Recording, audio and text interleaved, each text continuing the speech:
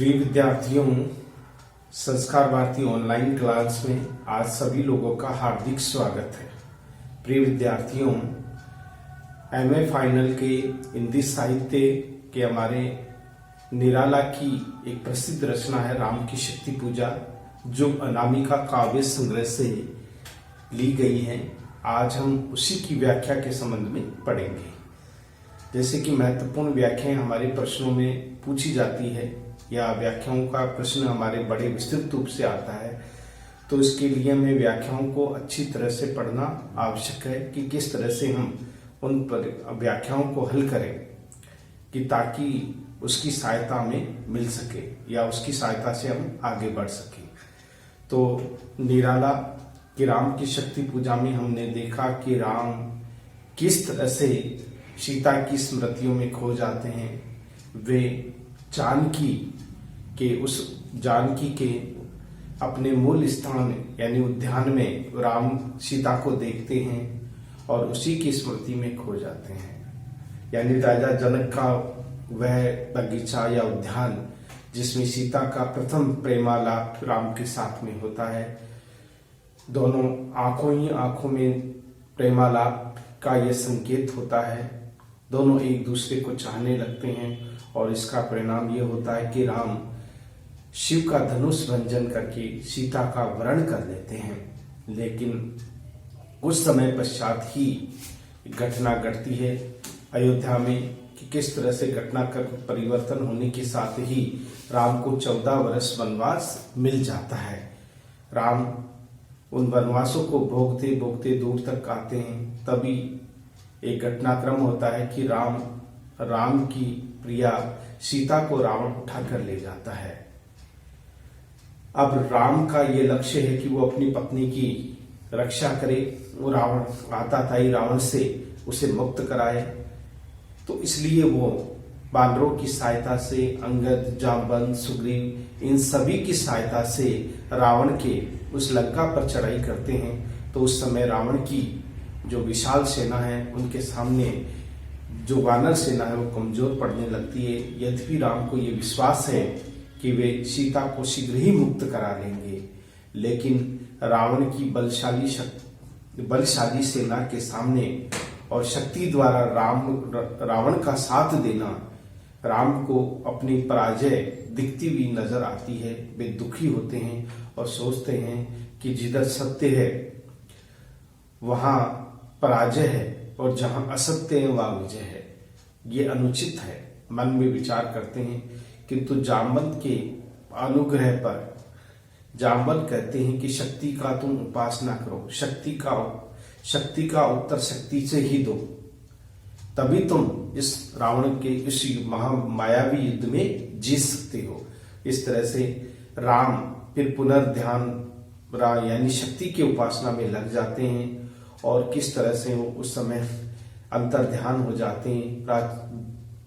जो उसकी सीता की प्राचीन पुरानी यादें हैं वो राम की स्मृति में खो जाती हैं और बहुत ही दुखी और बहुत ही पीड़ा से वो भर जाते हैं। तो हमने यहाँ तक पढ़ा कि किस तरह से राम को अब शंका होने लगी है कि क्या मैं सीता को मुक्त करा पाऊंगा, क्योंकि जिस तरह से बड़े बड़े बलशाली योद्धा युद्ध के मैदान में अपने मायावी पराक्रम दिखा रहे हैं, राम के तृण बाण उनके सामने टिक नहीं पाते हैं। खल दूषण जैसे महावीर या विशाल का शरीर वाले ऐसे ऐसे राक्षस हैं जिनको राम ने आज पहले बार दिखा है। उनसे युद्ध करके उन्हें एहसास हुआ है कि उनके बाण कितने छोटे हैं। यानी कि उसके कारण वे बाण वहां जाते हैं और समाप्त हो जाते हैं। उनके शरीर के ऊपर कोई प्रभाव ही नहीं पड़ता है। राम के पास में ऐसे ऐसे बाण थे जो पूरी सृष्टि का विनाश करने की क्षमता रखते हैं, किंतु वो बड़े ही मायावी थे। वो मायावी होने के कारण राम की जो शक्ति थी वो निष्फल हो रही थी। इसलिए राम ने सीता को प्राप्त करने के लिए दुर्गा की स्तुति या वंदना करना ही श्रेय समझा और इसलिए वे राम शक्ति की उपासना में लीन हो गए। तो जिस समय वो लीन हुए उनके मन में क्या क्या यानी कि जो बातें थी जो उनके मन में चल रही थी, इसका उल्लेख हम इस पद्यांश में पढ़ेंगे कि क्या वो विचार कर रहे थे। जहां से हमने छोड़ा था वहीं से हम अब आरंभ करेंगे, किस तरह से वे दुखी और हताश होते हैं। देखिए,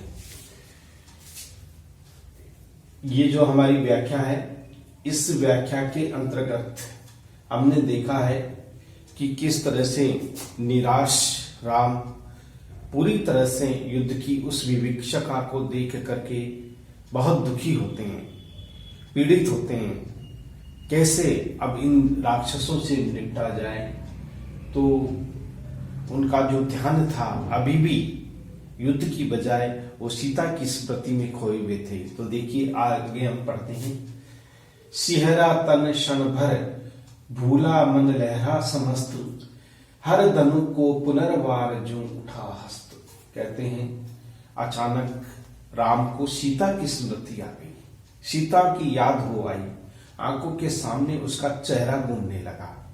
अचानक उनका मन सिहर गया, रोमांचित हो गया और वे अपने आप को भूल गए क्षण भर के लिए। इतनी खुशी, इतनी प्रसन्नता उन्हें मिली सीता को देख करके, अनुभूति करके कि वे उनका तन मन पूरी तरह से सिहर गया, रोमावली कांप गई। लहरा समस्त, मन लहरा समस्त, मन हर्ष से भर गया। लहरा का मतलब होता है हर्ष से, खुशी से सारा मन लहरा गया, मन पूरी तरह से प्रफुल्लित हो गया सीता की याद में। अब देखिए, हर धनु को पुनर्वार जो उठा, राम ने ऐसा लगा कि वो ध्यान मग्न थे, तभी उन्होंने धनुर्भंग यानी शिव जी के, हर का मतलब होता है शिव, भगवान शिव का धनुष। यह हर शब्द आया है शिव के लिए। भगवान शिव के धनुष को फिर से तोड़ने के लिए या भंजन करने के लिए उनका हाथ दोबारा उठा, जैसे कोई मानो वे धनुष को तोड़ देना चाहते हो। ऐसे एकदम धनुष को उन्होंने, यानी ध्यान तो उनका सीता में था, अचानक उनका जो हाथ है वो धनुष के ऊपर पड़ा और इस तरह से ऐसा प्रतीत हो रहा था कि मानो राम फिर से उस शिव धनुष को तोड़ देना चाहते हो। हाथ में उठा करके, जो ही हाथ में उठाया और उसे मरोड़ करके तोड़ देना चाहते हो। इस तरह का जो दृश्य था वो आंखों के सामने उपस्थित हो रहा था। फूटी स्मृति सीता ध्यान, लील राम के अधर, विश्व विजय भावना हृदय में आई भर। अचानक उनके मन में, उनकी स्मृतियों में वह सुंदर मुस्कुराहट, सीता का ध्यान उनके मन में था।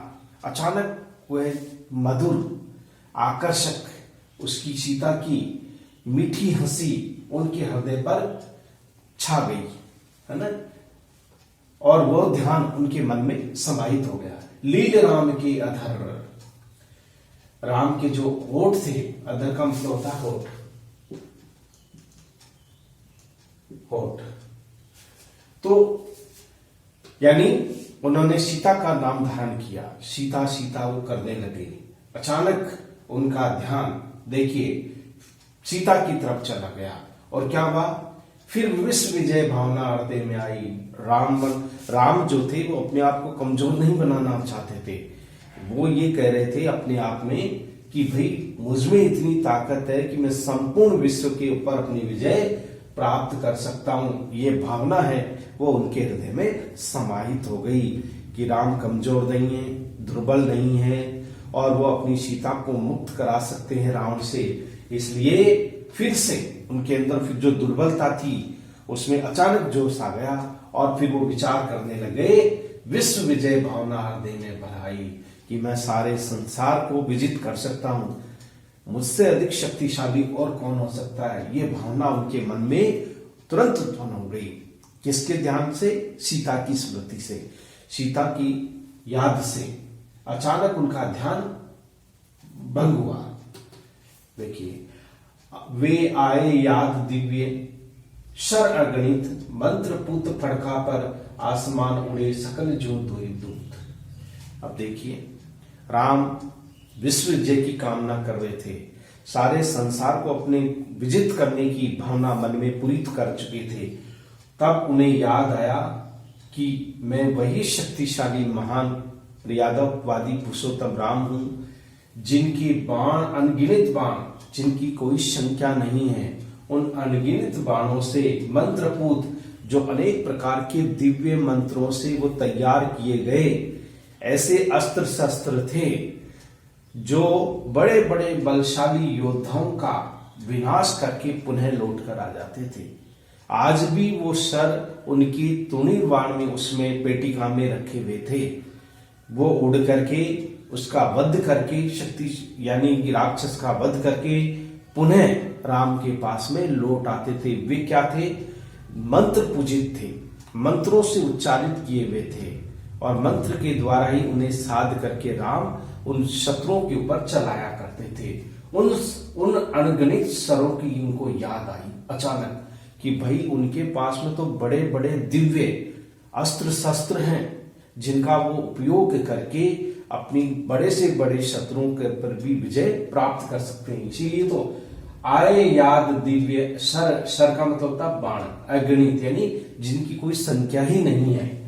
अब मंत्रपूत जो मंत्र उच्चारित थे, मंत्रों के द्वारा जैसे धनुष बाण को ऐसे करके डोरी खींचते थे, उसके ऊपर वो तुरंत बाण उपस्थित हो जाता था और फिर उसको चलाते थे। वो क्या होते थे? मंत्रपूत होते थे, यानी मंत्रों के द्वारा उनको आह्वानित किया जाता था, तब जाकर के वो प्रकट हो जाते थे वहां।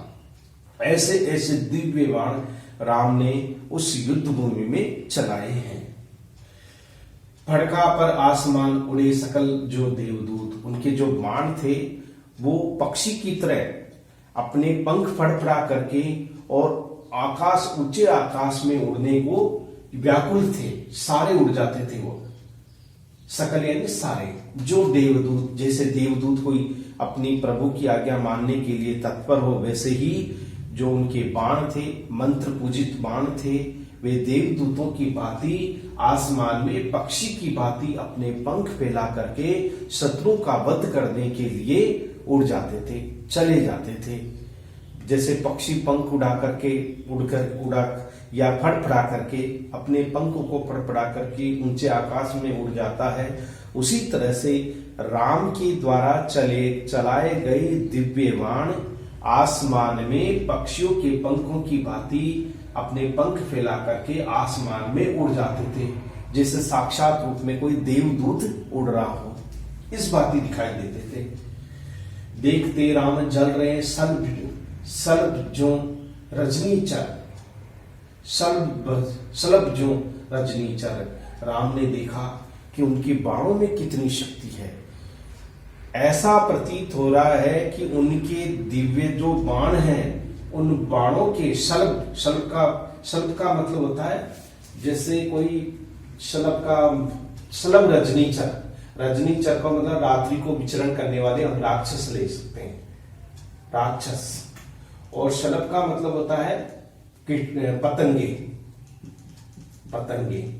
जो पतंगे होते हैं, कीट पतंगे जो उड़ते हैं रात को, रोशनी में अचानक वो आ जाते हैं और रोशनी में यानी आग में आग के गिर जाते, कीट पतंगे, उस तरह से। तो राम देख रहे, राम ने जो तीर चलाई थी और अग्निबाण, उन अग्नि बाण के द्वारा जितने भी बलशाली राक्षस थे वो क्या कर रहे थे? वो कीट पतंगों की भांति वो जल रहे थे, कीट पतंगों की भांति वो जल रहे थे। राम ने अग्निबाण चलाया, जैसे ही अग्निबाण चलाया तो देखा राम ने देखा कि बड़े बड़े जो राक्षस थे वो कीट पतंगों की भांति जल रहे थे। शलभ बज्जों का रजनीचर का मतलब होता है रात्रि को विचरण करने वाले जीव अर्थात राक्षस, और शलभ जो का मतलब होता है, शलभ का मतलब होता है पतंगे, कीट पतंगों की भांति वे अग्निबाण में जल रहे थे। राम ने देखा कितनी उनकी जो बाण है उनमें कितनी शक्ति रही होगी, ये वो अनुमानित कर रहे हैं। देखिए किन किन का उन्होंने उन बाणों के द्वारा उन दिव्य बाणों के द्वारा बड़े बड़े बलशाली राक्षसों का वध किया, उनका नाम भी दिया गया है। ताड़का, सुबाहु, विरोध, शीर्षस्त्र, दूषण, खर, जितने भी बड़े बड़े रावण के योद्धा थे, बलशाली थे, रावण को जिनके ऊपर सबसे ज्यादा विश्वास था कि उसे युद्ध भूमि में जाने की आवश्यकता ही नहीं है, राम को पराजित करने वाले तो खर, दूषण, ताड़का, संभाऊ, ये सब कुछ ही बहुत है, ये सोच करके, लेकिन जब देखा तो देखा कि राम ने तो ताड़का, सुबाहु, विरोध, शीर्षस्त्र, दूषण, खर, इन सबका वध कर दिया। ये वो बाण थे, ये वो दिव्य शस्त्र थे जिनके द्वारा उन्होंने अपने मंत्र पूजित उन शस्त्रों के द्वारा इन बड़े बड़े राक्षसों का वध कर दिया था। फिर देखी भीमा मूर्ति आज रण में, जो अचानक राम ने देखा कि आज तक भीमा का मतलब था विशाल, भीमा यानी विशाल, जिसने सारे आकाश को घेर लिया था, ऐसी आकृति। तो देखिए राम ने पहली बार ऐसी भीमकाय आकृति को देखा, जो एक मायावी राक्षस खर दूषण, जिनका नाम था खर या दूषण, जो विशाल शरीर के थे। या फिर देखी भीमा मूर्ति आज रण में, रण यानी युद्ध क्षेत्र में, राम ने देखा कि युद्ध भूमि है, और उस युद्ध भूमि में एक ऐसे राक्षस को देखा जिसका शरीर इतना विशाल था जैसे कोई पहाड़ हो, विशाल पहाड़ के समान शरीर वाला, आज तक ऐसी भीषण शरीर वाला या भयानक शरीर वाला उन्होंने कभी भी युद्ध भूमि में ऐसा राक्षस कभी नहीं देखा था, लेकिन पहली बार उन्हें देखने का मौका मिला। खर या दूषण में वो थे। आच्छादित किए हुए सम्मुख समय नभ को, उन्होंने आच्छादित का मतलब होता है फैला दिया था, उन्होंने अपने शरीर का फैलाव आकाश तक कर दिया था उस राक्षस ने। सम्मुख यानी सामने, समय नभ यानी आकाश को, ऐसा लग रहा था कि सारे आकाश को ही अपने विशाल शरीर से उन्होंने ढक लिया था। राम ने जब देखा बिल्कुल गहन अंधकार सा छा गया, सूर्य की रोशनी रुक गई, और ऐसा विशाल का शरीर जिसने आसमान को पूरी तरह से ढक लिया था। राम ने ये प्रत्यक्ष रूप से देखा था, उस समय ये देखा था। नभ यानी आकाश को पूरी तरह से ढक लिया, आच्छादित यानी फैल गया था, उसका जो शरीर था वो संपूर्ण आकाश तक फैल गया था। सामने ही वो विशाल राक्षस था राम के। ज्योतिर्मय अस्त्र सकल बुझ बुझ कर हुए क्षीण, राम कह रहा है ज्योतिर्मय, ऐसे ऐसे अस्त्र शस्त्र राम ने प्रयोग किए, अस्त्र सकल यानी सारे, बुझ बुझ कर हुए क्षीण, वो इतना विशाल शरीर वाला था कि राम ने बड़े बड़े विशाल शस्त्रों का प्रयोग किया, विशाल शस्त्रों को चलाया। ज्योतिर्मय यानी ज्योतिर्मय, प्रकाश युक्त ऐसे ऐसे दिव्य अस्त्र उन्होंने चलाए, वो राक्षस की उस शरीर पे जा करके बुझ जाते थे, समाप्त हो जाते थे, और राक्षस के शरीर पर कोई भी प्रभाव नहीं पड़ता था।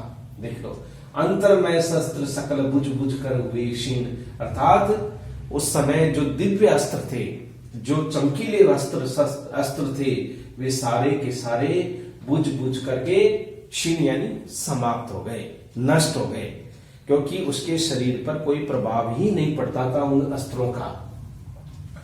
अब देखिए, पर महानिलय उस तन में क्षण में हुए लीन, पर महानिलय उस तन में क्षण में हुए लीन, महानिलय उस तन में क्षण में हुए लीन। तो देखा कि जो राम थे,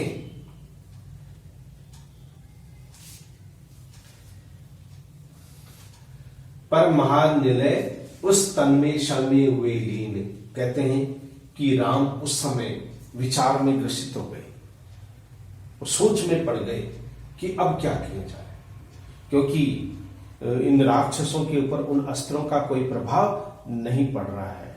तो वो अंतर ध्यान हो गए, राम भी सोचने लग गए, विवश करने लग गए कि अब आखिर इनका वध किया जाए तो कैसे किया जाए, क्योंकि ये तो बड़ा भयानक स्थिति उत्पन्न हो गई। लख शंकाकुल हो गए अतुल बलशेष शयन। अंतर जो राम थे, लख यानी देख करके, शंकाकुल हो गए यानी शंका से ग्रसित हो गए राम। अतुल बलशेष शयन, जो इनकी शक्तिशील वो शक्ति भी क्षीण हो गई, कमजोर हो गई, क्योंकि इस विशाल काय शरीर के सामने राम की जो शक्ति थी वो निर्बल हो गई थी। तो राम को अब भय सताने लगा था पराजय का। सोचने लग गए कि कहीं हमारी पराजय न हो जाए, क्योंकि ये तो कोई राक्षस तो मर ही नहीं रहा है। बड़े बड़े दिव्य अस्त्र शस्त्रों का उन्होंने प्रयोग किया, लेकिन उसके शरीर तक पहुंचते पहुंचते वो दिव्य अस्त्र भी क्षीण यानी समाप्त हो जाते थे, लेकिन उस राक्षस के शरीर के ऊपर कोई भी प्रभाव नहीं पड़ता था। ये देख करके राम शंकाकुल हो गए, शंका से ग्रसित हो गए कि अब क्या होगा युद्ध का परिणाम। और उनका जो अतुल यानी जो अतुलनीय बल था वो बल भी निर्बल हो गया, कमजोर हो गया, क्योंकि इससे बलशाली योद्धा के सामने अब राम की शक्ति जो थी, क्योंकि कुछ असर ही नहीं पड़ रहा था, तो इसलिए वे क्या हो गए, कमजोर पड़ गए थोड़े। खिंच गए द्रग में सीता के राम में नैन। अचानक ऐसा लग रहा था कि राम की आंखों में ही सीता की आंखें समाहित हो गई, यानी राम ने सीता को देखा, उस समय याद किया, स्मृति हो आई, तो राम की आंखों में ही सीता की आंखें हो गई या प्रकट हो गई। देख लिखा हो ना, खिंच गए दरगों में सीता के राम में नैन। राम में यानी जो राम जो था वो राम के अंदर ही सीता का जो अक्ष था, सीता की जो रूप थी, सीता का जो सुंदर मुख था, वो पूरी तरह से समाहित यानी सीतामय हो गए थे राम। अब राम राम नहीं रहे, वो सीता बन गए थे। एक तरह का मतलब होता है कि वो सब कुछ सीता के रूप में, यानी कि वो बार बार ये सोच रहे थे कि अब सीता का कल्याण कैसे होगा। उनका मुख, सीता का जो मुख है वो उनके मुख के सामने आ गया। अब क्या किया जाए, देखिए लिखा है, खिंच गए द्रगों में यानी नेत्रों में, सीता के राम में नयन। सीता की याद में, सीता की स्मृति में जो उनके नेत्र थे वो सीतामय हो गए, राम में नेत्रों में सीता पूरी तरह से समाहित हो गई, हम ये कह सकते हैं। फिर सुना हसरा अठास रावण खल खल खलबल, भवती नैनों से सजल गिरे दो मुक्तादल। युद्ध भूमि थी, उस युद्ध भूमि में अब क्या हुआ, जोर जोर से हठास लगा लगा करके, जोर जोर से खिलखिला करके रावण जो था वो हंस रहा था। राम की पराजय को देख करके, राम की हताशा को देख करके, राम को निराशा को देख करके रावण युद्ध भूमि में अठास मार मार के, यानी जोर जोर से ध्वनि कर करके क्या कर रहा था, हंस रहा था। राम ने ये सुना था। अचानक युद्ध भूमि में रावण आया और वो जोर जोर से हंसने लगा। ये जब राम ने सुना तो उनके होश उड़ गए कि ये क्या हुआ, ये कम था जो दूसरा हो रख गया। तो रावण की इस विशाल का भयानक उस द्वंद्व को सुनकर के राम क्या हो गए, थोड़े भयभीत हो गए। देखिए तब क्या हुआ, भवती नैनों से सजल गिरे दो मुक्तादल। आखिर उनको लगा कि शायद अब रावण पर विजय प्राप्त कर पाना संभव नहीं है। ये सोच करके उनकी दोनों सुंदर नेत्रों से मोतियों के समान आंसू गिरने लग गए। लिखता हूं ना, भवती नैनों से सजल गिरे दो मुक्तादल, अर्थात मुक्ता यानी मोतियों के समान दो बूंदे, दो मोतियों के समान दो बूंदे आंसू की उस समय उनकी आंखों से गिर पड़ी, गिरने लगी। वो सब देख रहे थे किस तरह से उनको याद आई सीता की याद में वो इतने खो गए कि युद्ध में ही अपने आप को भूल गए, और उसी समय उनके सुंदर दोनों नेत्रों से मोतियों के समान दो बूंदे गिर पड़ी। बेटे मारुति देखते राम चरण। अब यहां से अगला है, उसी समय ये दूसरा प्रसंग है। यहां तक तो हमने देख लिया कि किस तरह से राम पूरी तरह से निराश होकर के रोने और विलाप करने लग गए थे, दुखी हो गए थे वो कि अब क्या किया जा सकता है, कैसे इस युद्ध को जीता जा सकता है। तो इस प्रकार का जो भाव है वो इसमें प्रकट हुआ है। बैठे मारुति देखते राम चरणाविद, युग अस्ति नस्ति के एक रूप गुण अनिद्र अनिद्र। मारुति यानी भगवान हनुमान जी, राम के श्री चरणों में उस समय हनुमान जी, मारुति यानी हनुमान जी राम के चरणों को बड़े गौर से निहार रहे थे। चरणाविद, चरणों को देख रहे थे और चरणाविद थे, नतमस्तक थे वो उनके प्रति। हनुमान जी राम के प्रति उनके चरणों को बड़े गौर से वो देख रहे थे और ये सोच रहे थे कि ये ब्रह्म के ही रूप है, ये परमात्मा के ही स्वरूप है, ये ईश्वर की ही माया है, ये ईश्वर का ही रूप है। ये इस विचार धुन में वो खो रहे थे। कौन? हनुमान जी। कि ये ब्रह्म का ही रूप है, ये श्री राम है। ब्रह्म और राम दोनों एक ही है, ये अलग नहीं है, दोहरी सत्ता नहीं है। ये ब्रह्म के चरण भी है और ये श्री राम के चरण भी है। यही विचार मग्न होकर के वो सोच रहे थे, विचार कर रहे थे। युग अस्ति नस्ति के रूप गुण गण अनिद्र। तो देखिए इस युग के अस्ति नस्ति उदय अस्त, एक रूप गुण यानी कि ब्रह्म और राम दोनों एक ही है, हम इन्हें अलग नहीं मान सकते, द्वि ईश्वर की कल्पना नहीं कर सकते। ब्रह्म हो या राम हो, दोनों का गुण रूप एक ही है। इसी ध्यान में वो लग रहे थे, यह विचार चल रहा था हनुमान जी के मन में। ये इसी तरह के विचारों में खोए हुए थे। तो हनुमान जी पूरी तरह से उस ध्यान मग्न मुद्रा में बैठे हुए थे। किस तरह से उस ध्यान मुद्रा में बैठे हुए थे, जिसका हम उल्लेख करेंगे। बैठे मारुति देखते राम चरणाविद। राम ने यानी हनुमान जी ने बड़े ध्यान से श्री राम के श्री चरणों को देखा। वो उन्हीं के चरणों में नतमस्तक होकर के बैठे हुए थे और सोच रहे थे कि ये युग ही है, ये राम का युग ही है। राम अस्ति नस्ति ने रूप किसी भी तरह से ब्रह्म और राम का जो स्वरूप है गुण गण सभी रूपों में वो एक है। जो दार्शनिक लोग हैं, जो विचारधारा के लोग हैं, जो ईश्वरीय विधान को स्वीकार करने वाले जो लोग हैं, राम के इसी रूप का गुणगान करते हैं या उन्हीं को गुणगानों को वो गाते हैं। साधना मध्य भी साम्य वाम कर दक्षिण पात। कि राम जो थे वो बिल्कुल ध्यान मग्न होकर के, चिंताग्रस्त होकर के, किसी ध्यान में या साधना में लीन होकर के उस समय वो बैठे हुए थे बीच में। साम्य वाम कर, साम्य सामने, साम्य वाम यानी बाएं कर यानी हाथ पर, दक्षिण यानी दाएं यानी बाएं पद पर, यानी ये मुद्रा है बैठने की कि बाएं हाथ को दक्षिणी पैरों पर रख करके, दक्षिण के पैरों कर यानी हाथ रख करके, तल वाम चरण कपिवर गदगद। उनका जो साधनात्मक रूप था, जिस तरह से वो बैठे हुए थे, एक साधक की बाती उस रूप को, जो वो बाएं हाथ को दक्षिण के उस मुद्रा में रखे हुए थे, अपने उस जांघा पर रखे हुए थे, जैसे ऋषि मुनि ध्यान लगाकर मुद्रा में बैठते हैं, उसी मुद्रा में राम भी उस रूप को धारण किए हुए थे। तल रूप वाम चरण कपिवर गदगद। इस तरह की साधनात्मक रूप को देख करके राम जो कपिवर यानी हनुमान जी थे, वो गदगद हो गए कि किस तरह से वो ध्यान मुद्रा में बैठे हैं, साधना की मुद्रा में बैठे हैं।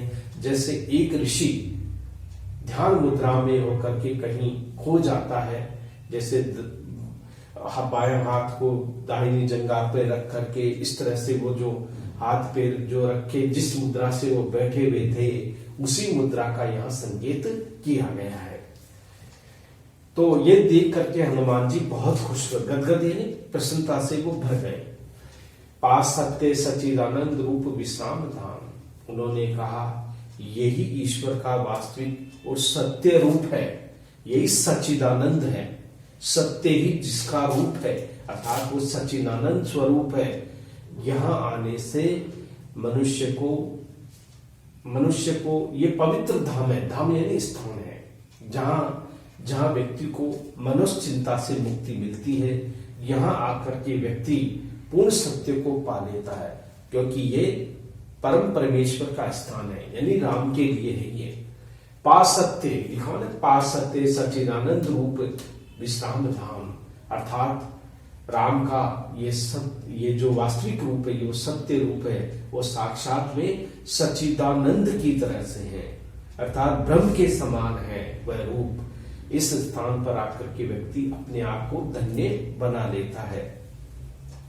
जपते सर्वक्त अजपा विभक्त हो राम नाम, कैसे भी हो उस सत्य रूप को देख करके जो सर्वभक्त है, सुभक्ति है, जो राम की भक्ति करने वाले हैं, वे दिन और राम के नाम को ही जपते रहते हैं। राम और ब्रह्म का जो नाम है वो विभक्त नहीं है, अलग नहीं है। आप राम कहो या ब्रह्म कहो, शिव कहो, कृष्ण कहो, श्यामा कहो, कुछ भी कहो, लेकिन वो नाम एक ही है, जिसे भक्त सदैव उच्चारित करते रहते हैं, उसका राम नाम को सदैव लेते रहते हैं। वो अजपा नहीं है, अजपा का मतलब जिसे हम जप नहीं सकते, ऐसा कोई नाम नहीं है, न कोई वो ब्रह्म से अलग है। अब विभक्त का मतलब होता है अलग होना, न कोई वो अलग है, ब्रह्म और राम का रूप एक ही है। युग चरणों पर आ अड़े अस्तु दो युग, तो हनुमान जी बैठे हुए थे जो उनके श्री चरणों में, और तभी वे देखते हैं कि राम की आंखों से दो आंसू की बूंदे फिर से गिर पड़ी। अश्रु युगल, युगल का मतलब होता है जोड़ी से, दोनों साथ आंखों से जो बैठे हुए थे हनुमान जी, जो राम को मुख मुद्रावित को देख रहे थे कि आंखों से आंसू बह करके वे बार बार सीता को याद करके अपनी आंखों से आंसू बहा रहे थे, रो रहे थे, पीड़ा प्रकट कर रहे थे। अब देखिए, देखा कपिन ने चमके नभ जो तारा दल, और उनके आंसू जो थे, राम के आंसू जो थे, कपिन यानी देखा, कपिन यानी बंदर ने या हनुमान जी ने देखा कि जैसे आसमान में तारे चमकते हैं, उस तारों की भांति राम के जो आंसू इसी भांति चमकते हुए तारा दलों की चमकते हुए भांति एहसास करा रहे थे। यानी चमक थी उसमें, किसमें? उनकी अश्रु दल में या अश्रु की बूंदों में, वो ऐसे लग रही थी उनके आंखों में जैसे कोई आसमान में कोई तारे चमक रहे हो, इस भांति दिखाई दे रही थी। हनुमान जी ने देखा था जैसे आसमान के तारे चमकते हैं, उसी भांति उनके नेत्रों से भरे हुए जो आंसू थे दोनों नेत्रों में, वो चमकने वाले तारों की भांति एहसास करा रहे थे। वे नहीं चरण राम के बने श्यामा के शुभ, वे श्री राम के चरण नहीं बल्कि श्यामा के शुभ चरण बन गए थे, यानी उनकी प्रिया के, वो राम नहीं बल्कि ऐसा लग रहा था कि राम की स्मृति में, राम की याद में शब सीता ही रो रही हो, सीता ही विलाप प्रकट कर रही हो, ठीक है ना।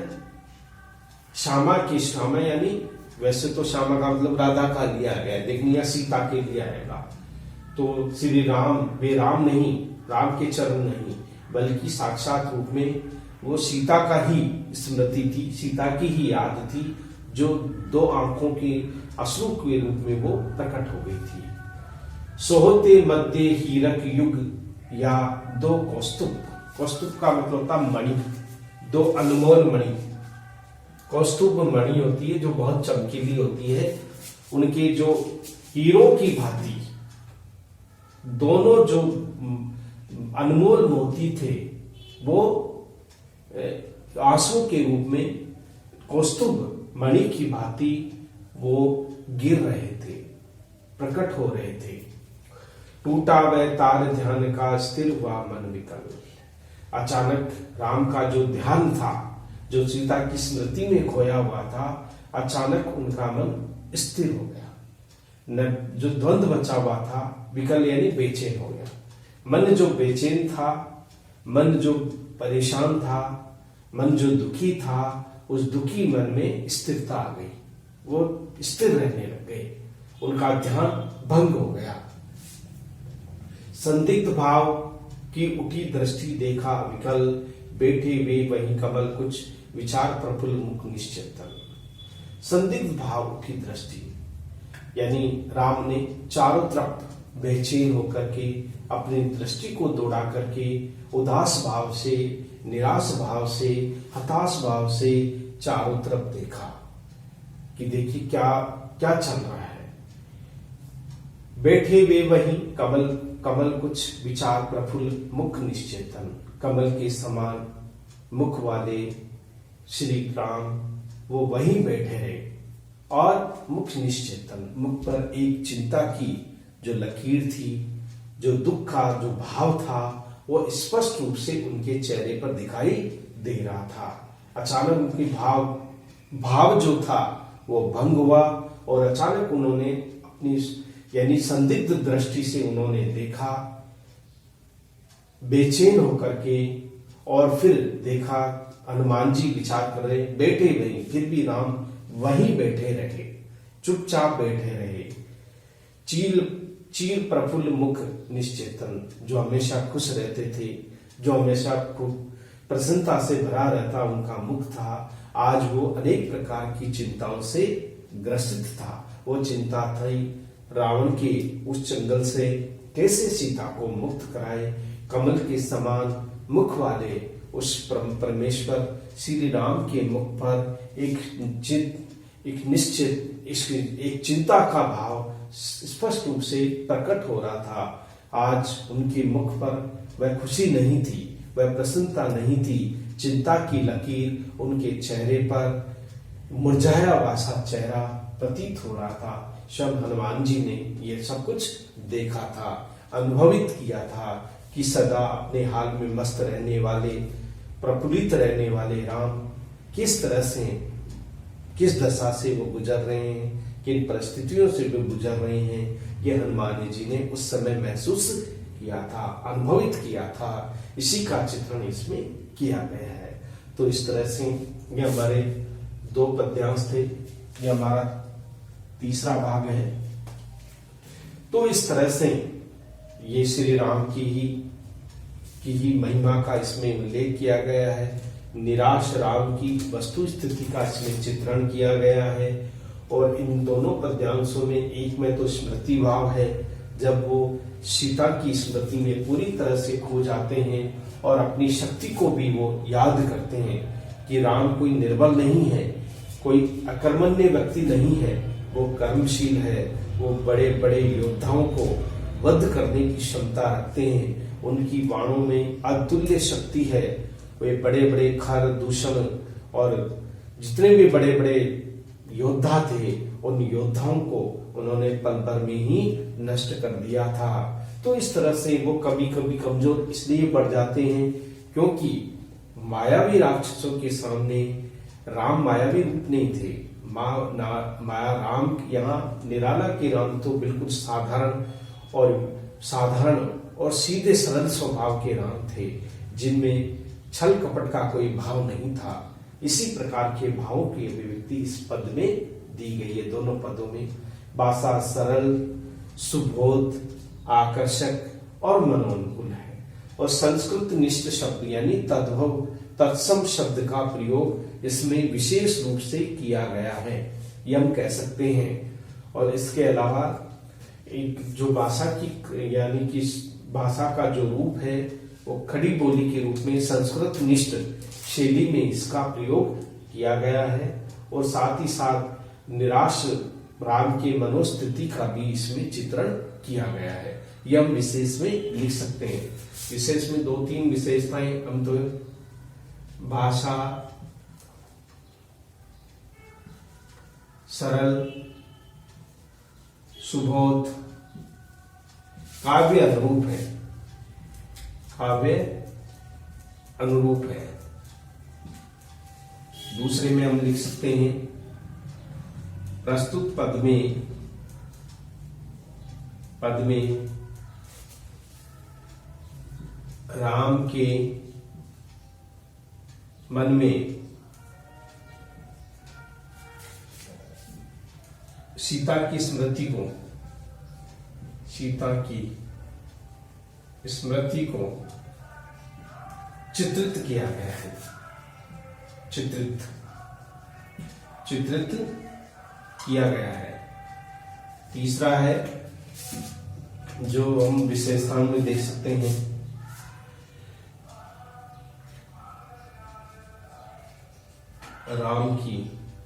राम को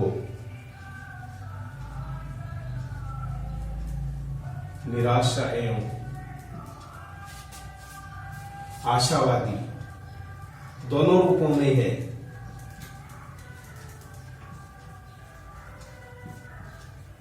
एक तरफ वो निराश भी हो जाते हैं तो दूसरी तरफ आशा की एक नई किरण भी उत्पन्न हो जाती है। तो आशा और निराशा के बीच में वो झूलते रहते हैं। यानी तद्भव, तत्सम, देशज शब्दों का प्रयोग भी मुख्य रूप से किया गया है, यह हम कह सकते हैं। और इसमें कवि निराला ने राम की शक्ति पूजा के माध्यम से इस राम की चरित्र का भी इसमें उल्लेख किया गया है। शील, सौभाग्य, शक्तिशील और सौंदर्य तीनों रूपों को ही इसमें प्रकट किया गया है। तो इस तरह से यह हमारी व्याख्या थी जिसमें अनेक प्रकार के भाव तरंगों को, अनेक प्रकार की विशेषताओं को इसमें प्रकट किया गया है। राम की यह शक्ति पूजा निराला का एक महत्वपूर्ण काव्य है।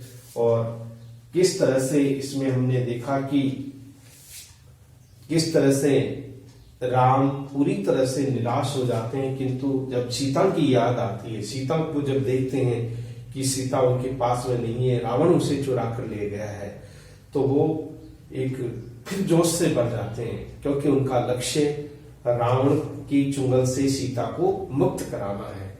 और इसी उद्देश्य को लेकर के वे फिर से सचेष्ट हो जाते हैं, जागरूक हो जाते हैं, क्योंकि मायावी राक्षसों के सामने राम की अतुल्य शक्ति कमजोर पड़ जाती है। तो कभी कभी उनके मन में निराशा के भाव उत्पन्न हो जाते हैं। इन पद्यांशों में हमने देखा कि किस तरह से राम बड़े बड़े योद्धाओं को उन्होंने अपने ही शक्ति बल से उनको नष्ट भ्रष्ट करके पूरी तरह से तहस नहस कर दिया था। अब हमारे अगली जो व्याख्या होगी, उस अगली व्याख्या में हम यथाशीघ्र उस व्याख्या को लेकर के फिर से उपस्थित होंगे। अगली व्याख्या हम अगली कालांश में फिर मिलेंगे। तब तक के लिए थैंक यू वेरी मच।